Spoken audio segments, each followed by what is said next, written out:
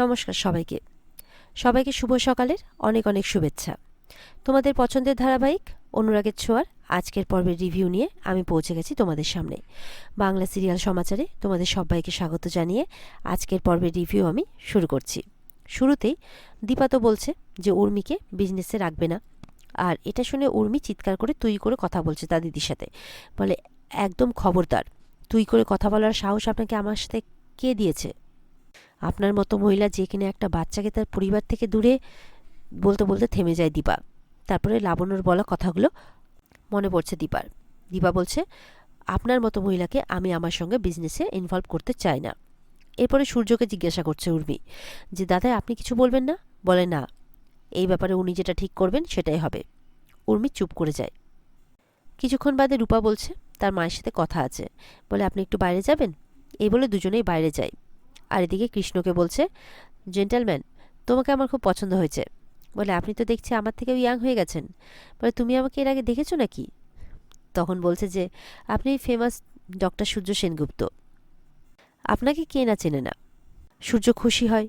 রূপা তার মাকে প্রশ্ন করছে কৃষ্ণকে এই সমস্ত ব্যাপারে ইনভলভ করিয়ে তার মা ঠিক করেনি। তার মা বলছে, ঠিক বা বেঠিক সেটা আমি জানি না, তুইও তো আমাকে 1 মাস সময় দিয়েছিস, সেটাও কি কতটা ঠিক বা কতটা ভুল সেটা কি আমি জানি বল? সেটাই বা কে জানে? তাছাড়া এটা একটা যুদ্ধ, যুদ্ধে ঠিক বা ভুল বলে কোনো কিছু হয় না। আর এবারে যুদ্ধটা আমাদের নিজের পরিবারের সাথেই। ওরা ওদেরকে দল ভারী করার জন্য টেনেছে, সুতরাং আমাদেরকেও আমাদের দল ভারী করতে হবে। হ্যাঁ রূপা, কিছু অ্যাচিভ করতে গেলে আমাদেরকে কিছু একটা করতে হবে, আর তার মধ্যে এটাও পড়ে। দীপা বলছে, তোদের মধ্যে ভালোবাসার অভিমান জমা হয়ে গেছে, অভিমানের পুরো পাহাড়, তোদের ভালোবাসায় কোনো খাদ নেই। রূপা বলছে, আমি এসব নিয়ে কোনো কথা বলতে চাই না মা। বলে, কথা বলতে না গেলেই যে ভালোবাসা কমে যাবে এমনটা তো নয়। ভালোবাসাকে এইভাবে হেলায় হারাস না রূপা, আমি সারা জীবন সবার জন্য ভাবতে ভাবতে ক্লান্ত হয়ে গেছি, তুই এরকমটা করিস না। এরপরে রূপা লাবণ্যর ওই অনাথ আশ্রমে ফোন করে জিজ্ঞাসা করছে যে আজকে কী রান্না হয়েছে। ওখান থেকে বলল, এখন রুই মাছের কালিয়া হয়েছে, রাতের বেলা চিকেন স্টু হবে। বলে, ঠিক আছে, দেখবেন যাতে লাবণ্য খেয়ে নেয়। বলে, ঠিক আছে। দীপা এদিকে মনে মনে ভাবছে, লাবণ্য না খেলে যে আমিও খেতে পারবো না। ওদিকে উর্মি আর কুন্তলা মিলে সোনার মাথা খাচ্ছে। সোনাকে বলছে যে, তোমার মা এই সিচুয়েশনে ইয়েকে ফিরিয়ে এনেছে, কৃষ্ণকে, তোমার বোনের জীবনে। বলে, এইদিকে তোমার এই পরিস্থিতি, ওদিকে ওরা ঠিক মজা করছে, সবাই মিলে পার্টি করছে আজকে। বলছে ওদের বিজনেসটা সাকসেস পেয়েছে তাই। আর দীপা তো নিজের বিজনেসের অ্যাসোসিয়েট বানিয়েছে, এখন তার ডান হাত হচ্ছে কৃষ্ণ। তো এই নিয়ে সবাই মিলে পার্টি করছে। বলে, পার্টিটা কোথায় হচ্ছে? তখন সোনাকে বলছে কুন্তলা, সেটা ইম্পর্টেন্ট নয়, ইম্পর্টেন্ট হচ্ছে যে তোমার এই পরিস্থিতিতে তোমাকে ফেলে সবাই পার্টি করছে। উর্মি বলছে, দিদি পাল্টেছে, অনেক পাল্টেছে দিদি, কিন্তু এরকম মায়া দয়াহীন কী করে হয়ে গেল সেটাই তো বুঝতে পারছি না। সূর্যরা এবার একটা রেস্টুরেন্টে এসছে পার্টি করতে। তো সেখানে কেক আনা হয়। সেখানে অবিনাশকে দেখে সূর্য রেগে যায় যে এই মানুষটাও এখানে, এই মানুষটাকে আমি সহ্য করতে পারি না। যাই হোক, এবার কেক কাটছে। এবার অবিনাশ, দীপা সবাই মিলে একসাথে কেক ধরেছে। তো সেটাও সূর্যের সহ্য হচ্ছে না, যে এই লোকটা না থাকলে মুভমেন্টটা কত সুন্দর হতো, এই লোকটা এসে মুভমেন্টটাকে আমার পুরো নষ্ট করে দিল, এমনটাই ভাবছে মনে মনে সূর্য।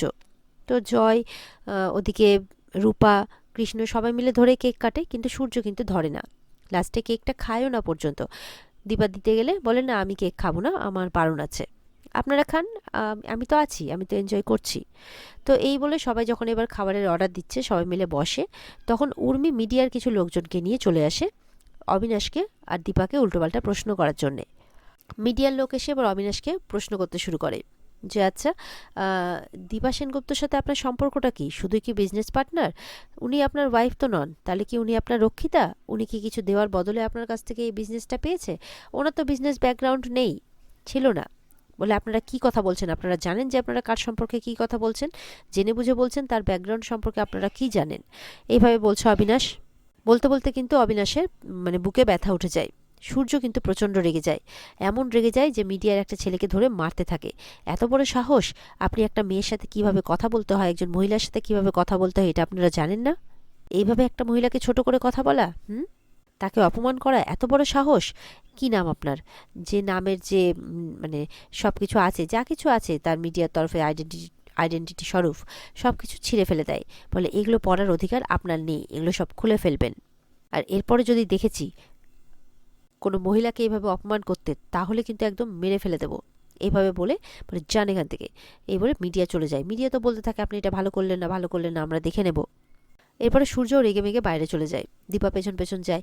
আপনি উঠে চলে এলেন কেন? বলে না, এই প্রশ্নটা আপনি করছেন, আপনার খারাপ লাগেনি? বলে দেখুন, আমার আর অবিনাশের সম্পর্কটা কি এটা আমার কাছে পরিষ্কার, আপনিও তো জানেন। তাহলে মিডিয়া কি দুটো নিউজের জন্য কি বললো না বললো তাতে আমার কিছু যায় আসে না। তাছাড়া অবিনাশ আর আমার মধ্যে একটা বিশ্বাসের সম্পর্কও আছে, একটা ভরসা বলতে পারেন। তখন অবিনাশ ফোন করে, সূর্যকে ডাকছে। সূর্য বলছে যান, ভরসার মানুষ ফোন করেছে, না গিয়ে হয়? এই বলে সূর্য গাড়ি নিয়ে বেরিয়ে যায়। তখন আসে উর্মি, বলে পারবি না, কিচ্ছু করতে পারবি না তুই, এভাবে তোর হাত থেকে সব কিছু বেরিয়ে যাবে। তখন দীপা বলছে, তখন কিন্তু ওখানে সবাই চলে আসে, অবিনাশ, কৃষ্ণ, রূপা, সবাই। দীপা বলছে এটা তুই কেন করছিস? তোর এই অধঃপতন কি করে হলো বল? মাঝে তো তুই শুধরে গেছিলিস, তারপরে এই অধঃপতনের কারণ কি তোর? কি হয়েছে তোর? কি চাই তোর? তখন উর্মি বলছে কিচ্ছু হয়নি আমার, আমি যা করছি একদম ঠিক করছি।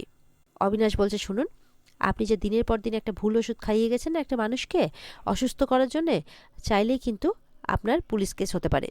বলে কি বলছেন? পুলিশ কেস কেন হবে? আমাকে ডক্টর যে ওষুধ দিয়েছে আমি সেই ওষুধই খাইয়েছি। কৃষ্ণ বলছে কুন্তলার সাথে হাত মিলিয়েছেন না আপনি, এর ফল কিন্তু একদম ভালো হবে না। তখন কৃষ্ণকে উল্টে বলছে যে তোমার সাহস কত বড় হয় আমার সাথে এইভাবে কথা বলার? তখন এই কথাবার্তা চলতে চলতে উর্মিকে বাঁচাতে কুন্তলা অলরেডি গাড়ি নিয়ে চলে আসে, আর সেই গাড়িতে উঠে উর্মি চলে যায়। জয় এদিকে মনে মনে ভাবছে যে উর্মি কি পাগলামো করছে, এগুলো কোন পাগলামোর খেলায় মেতেছে? আমার তো একুলকুল দুকিলি গেল, এবার যদি কাজটা না হয় তাহলে আমি কি করব? এইভাবে মনে মনে ভয় পাচ্ছে জয়।